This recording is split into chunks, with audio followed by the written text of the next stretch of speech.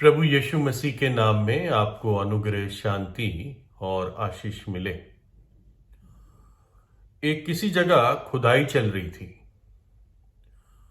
और उस खुदाई में एक मजदूरों की या वर्कर्स की टोली काम कर रही थी। तो वहां पर एक वकील आया और किसी एक व्यक्ति को ढूंढने लगा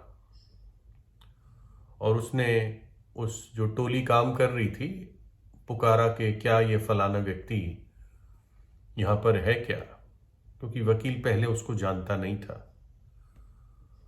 तो जो भी उसका नाम था आसानी से हम उसको भाई साहब कह देते हैं। तो वकील ने पूछा, भाई साहब है क्या यहाँ पे? तो एक जो काम कर रहा था उसने भारी आवाज में कहा कि कौन बुला रहा है मुझे? तो वकील बोला कि भाई साहब मैं वकील हूं और क्या मैं पूछना चाहता हूं क्या आप मायू प्रदेश से है, फलानी फलानी जगह से है? तो वो भाई साहब बोला कि हाँ मैं वहीं से हूं।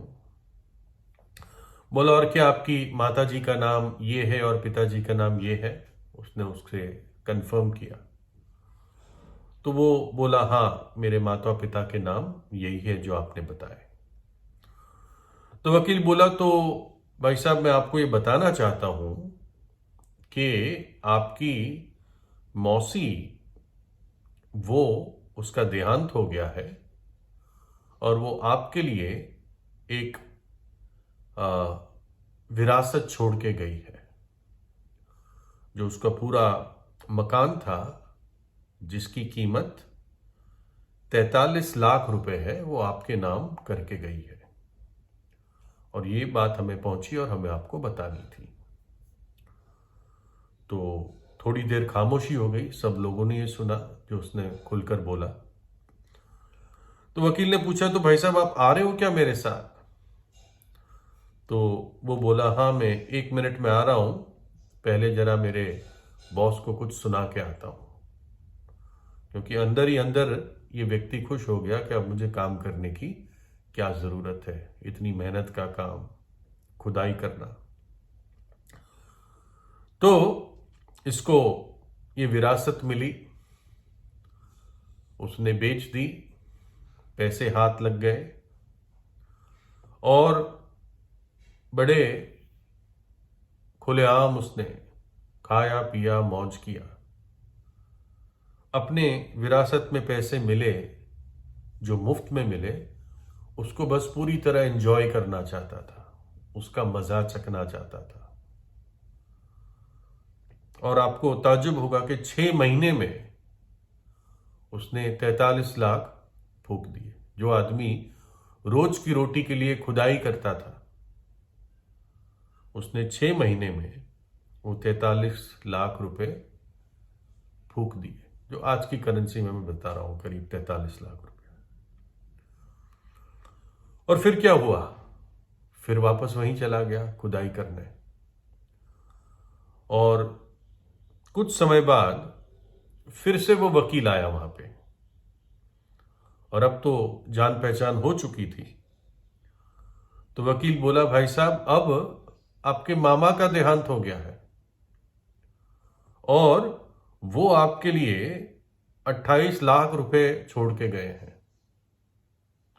लगता है ये जो व्यक्ति था ये अपने घराने में बड़ा प्यारा था जब बचपन का उसका समय था, है ना।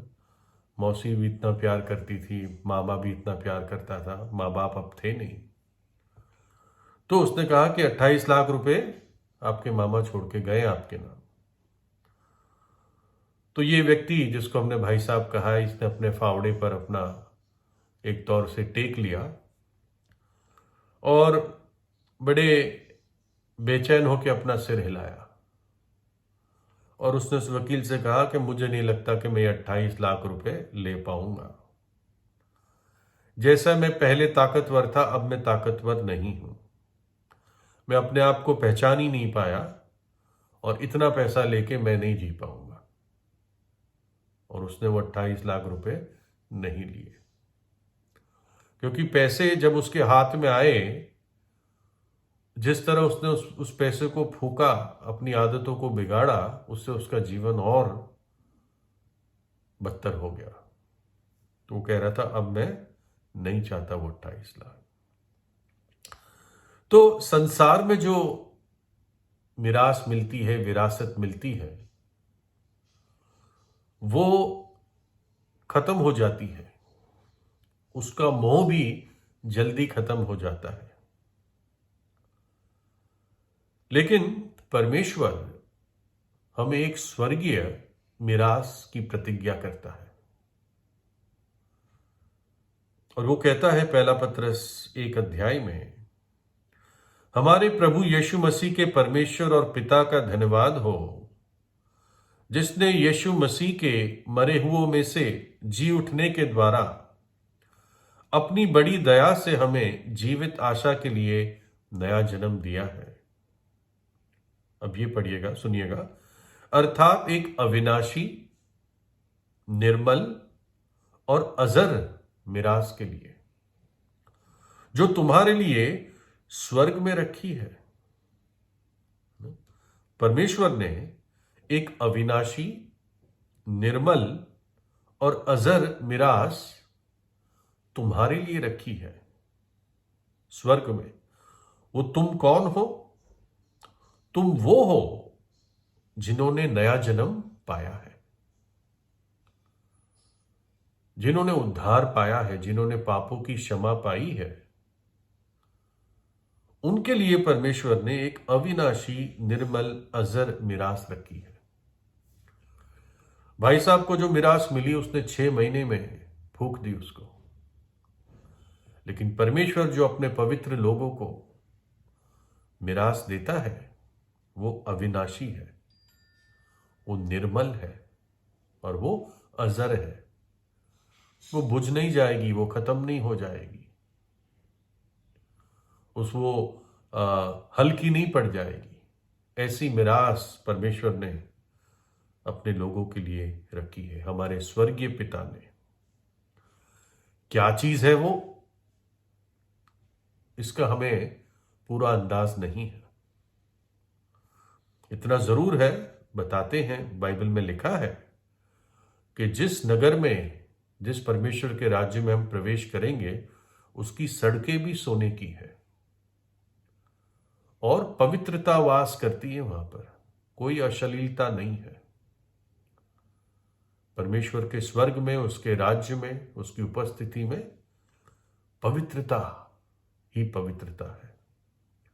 बाइबल बताती है पवित्रता ही परमेश्वर का निवास स्थान है। लिखा है कि आंखों ने नहीं देखा और कान ने नहीं सुना और जो बातें मनुष्य के चित्त में नहीं चढ़ी, वे ही है जो परमेश्वर ने अपने प्रेम रखने वालों के लिए तैयार की है। जो आपकी आंख ने देखा नहीं है, कान ने सुना नहीं है और आपका मन सोच भी नहीं सकता, बियॉन्ड इमेजिनेशन, ऐसी मिरास, ऐसी विरासत परमेश्वर ने अपने बच्चों के लिए तैयार की है। लिखा है प्रकाशित वाक्य 21 में, फिर मैंने सिंहासन में से किसी को ऊंचे शब्द से ये कहते सुना कि देख, परमेश्वर का डेरा मनुष्य के बीच में है। ये भविष्यवाणी है। वो उनके साथ डेरा करेगा और वे उसके लोग होंगे और परमेश्वर आप उनके साथ रहेगा और उनका परमेश्वर होगा और वह उनकी आंखों से सब आंसू पोंछ डालेगा और उसके बाद मृत्यु ना रहेगी और ना शोक, ना विलाप, ना पीड़ा रहेगी। पहली बातें जाती रहेगी। वहां पर परमेश्वर सब आंसुओं को पोंछ देगा। कोई मृत्यु नहीं होगी, कोई दुख नहीं होगा, कोई शोक नहीं होगा, कोई विलाप नहीं होगा, कोई पीड़ा नहीं होगी, क्योंकि पाप नहीं होगा। और लिखा है पहली बातें, पुरानी बातें बीत जाएगी, परमेश्वर सब कुछ नया कर देगा। लेकिन यह सिर्फ परमेश्वर के राज्य में संभव है। ये मिरास उन्हीं का भाग होगा जो उसके राज्य में प्रवेश करेंगे, जिसके बारे में प्रभु यीशु ने कहा एक धार्मिक व्यक्ति से, मैं तुझसे सच सच कहता हूं, यदि कोई नए सिरे से ना जन्मे तो परमेश्वर का राज्य देख नहीं सकता। जाने की बात दूर रही, वो देख भी नहीं सकता। और इस नए जन्म के लिए एक व्यक्ति को आत्मिक रीति से जन्म लेना है। जैसे वो संसार के क्षेत्र में एक शारीरिक जन्म, एक बच्चा पैदा होता है, वैसे आत्मिक रीति से एक व्यक्ति को नया जन्म लेने की आवश्यकता है। तब परमेश्वर हमारा पिता बनता है। लिखा है, जितनों ने यीशु को ग्रहण किया उसने उन्हें परमेश्वर के संतान होने का अधिकार दिया, अर्थात उन्हें जो उसके नाम पर विश्वास रखते हैं। जिन्होंने प्रभु यीशु को हृदय में बुलाया, किसी धर्म को नहीं, प्रभु यीशु को, जीवित परमेश्वर को, जो धर्म में नहीं बांधा जा सकता। और जिन्होंने प्रभु यीशु को हृदय में बुलाया उनको परमेश्वर अपनी संतान का अधिकार देता है। प्रभु यीशु आया ही इसलिए कि हम जो मनुष्य की संतान हैं उनको परमेश्वर की संतान बनाए, और इस कारण उसने कलवरी के क्रूस पर अपना प्राण दिया, हमारे पापों को और पापों के दुख और सजा को अपने ऊपर ले लिया,